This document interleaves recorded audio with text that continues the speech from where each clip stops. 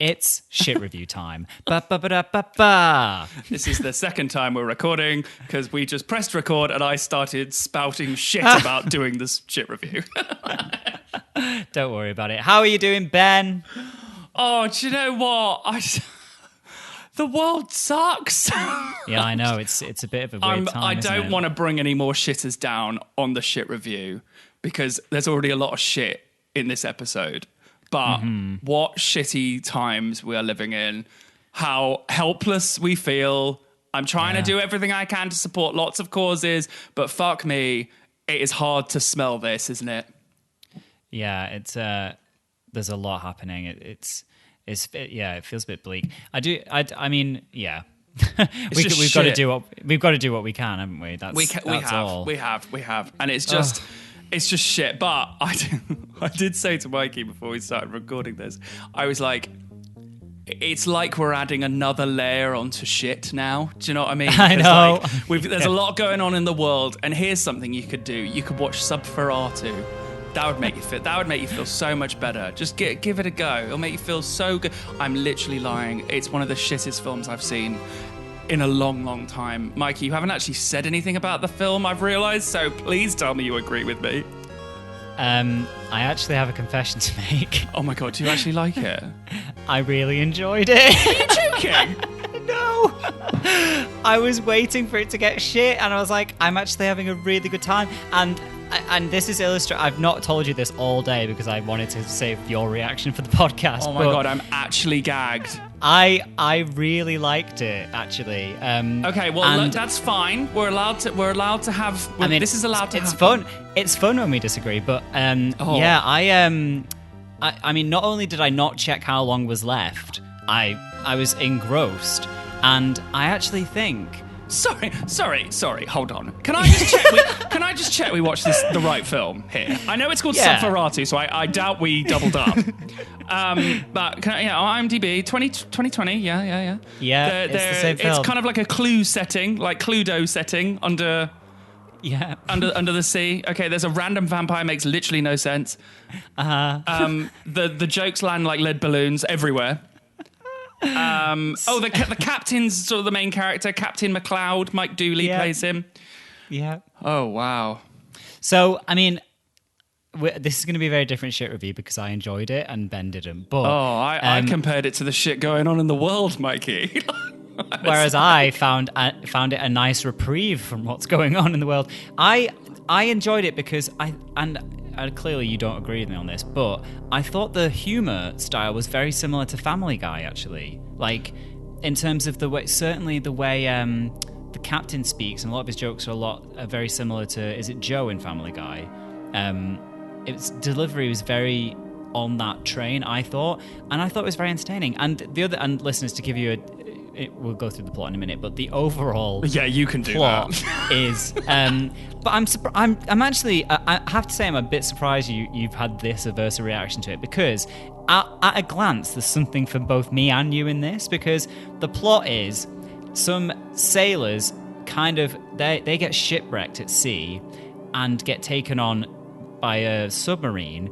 And it transpires that submarine is from World War II. It's like a fully operational Nazi submarine in World War II. So there's a time travel element, Mikey tick there.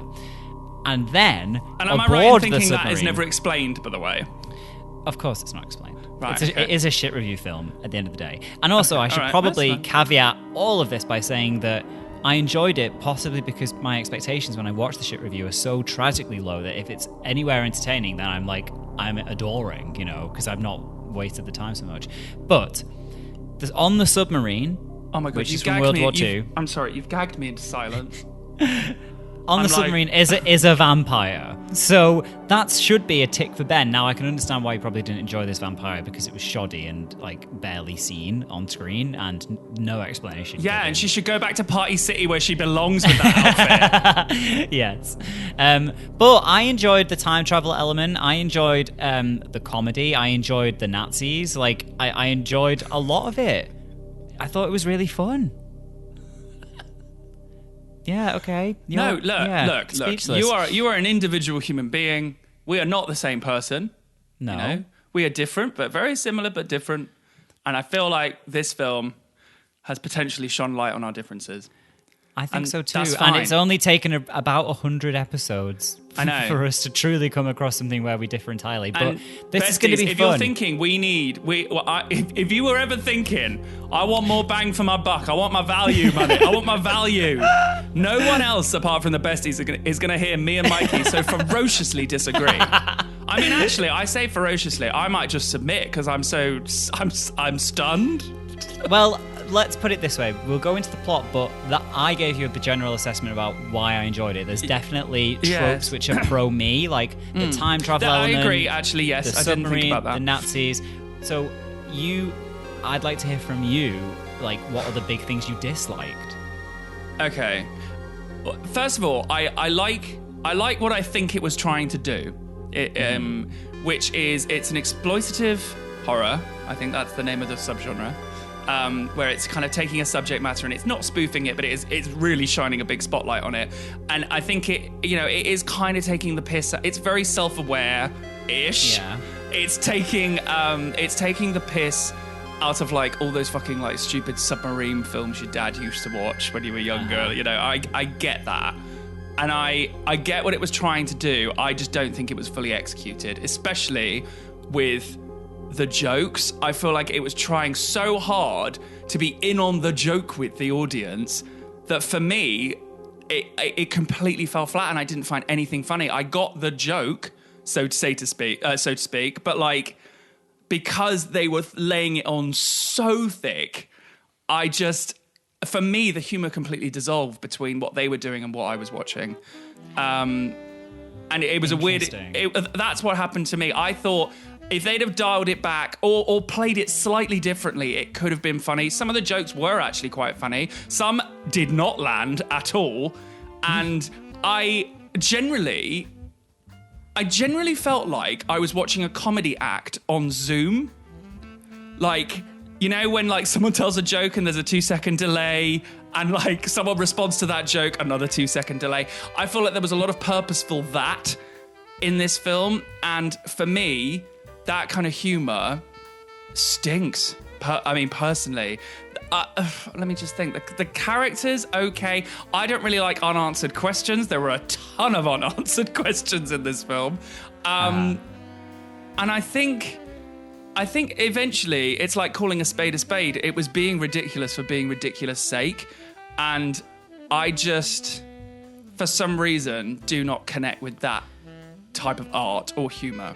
So I wonder whether the reason it rubbed you the wrong way so much is because a lot of the shit review films that we do, they're usually in the 80s, 90s, and at a stretch like the very early 2000s. Yeah.